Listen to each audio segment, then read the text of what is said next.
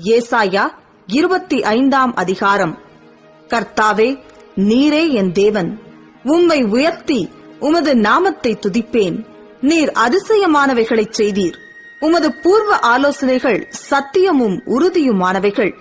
நீர் நகரத்தை மண்மேடும் அரணான பட்டணத்தை பாழுமாக்கினீர். அந்நியரின் ராஜதானியை ஊராயிராதபடிக்கும் என்றைக்கும் கட்டப்படாதபடிக்கும் செய்தீர். ஆகையால் பலத்த ஜனங்கள் உம்மை மகிமைப்படுத்துவார்கள். கொடூரமான ஜாதிகளின் நகரம் உமக்கு பயப்படும். கொடூரமானவர்களின் சீரல் மதிலை மோதியடிக்கிற பெருவெள்ளத்தைப் போல் இருக்கையில், நீர் ஏழைக்கு பெலனும் நெருக்கப்படுகிற எளியவனுக்கு திடனும் பெருவெள்ளத்துக்கு தப்பும் அடைக்கலமும் வெயிலுக்கு ஒதுங்கும் நிழலுமானீர். வறட்சியான இடத்தின் காங்கை மேகத்தினால் தணிவது போல் அந்நியரின் மும்முரத்தை தணிய பண்ணுவீர். மேகத்தின் நிழலினால் வெயில் தணிகிறது போல் பெலவந்தரின் ஆரவாரம் தணியும். சேனைகளின் கர்த்தர் இந்த மலையிலே சகல ஜனங்களுக்கும் ஒரு விருந்தை ஆயத்தப்படுத்துவார்.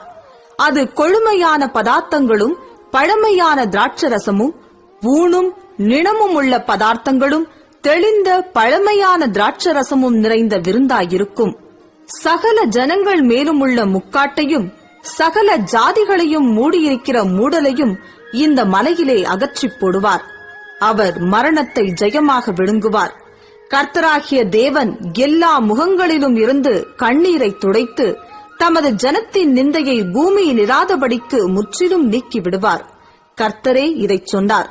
அக்காலத்திலே, இதோ இவரே நம்முடைய தேவன், இவருக்காக காத்திருந்தோம், இவர் நம்மை ரட்சிப்பார், இவரே கர்த்தர், இவருக்காக காத்திருந்தோம், இவருடைய ரட்சிப்பினால் களிகூர்ந்து மகிழுவோம் என்று சொல்லப்படும். கர்த்தருடைய கரம் இந்த மலையிலே தங்கும். கூளம் எருக்களத்தில் மிதிக்கப்படுவது போல மோவாப் அவர் கீழ் மிதிக்கப்பட்டு போம். நீந்துகிறவன் நீந்துவதற்காக தன் கைகளை விரிப்பது போல் அவர் தமது கைகளை அவர்கள் நடுவிலே விரித்து அவர்கள் பெருமையையும் அவர்கள் கைகளின் சதி சற்பனைகளையும் தாழ்த்தி விடுவார்.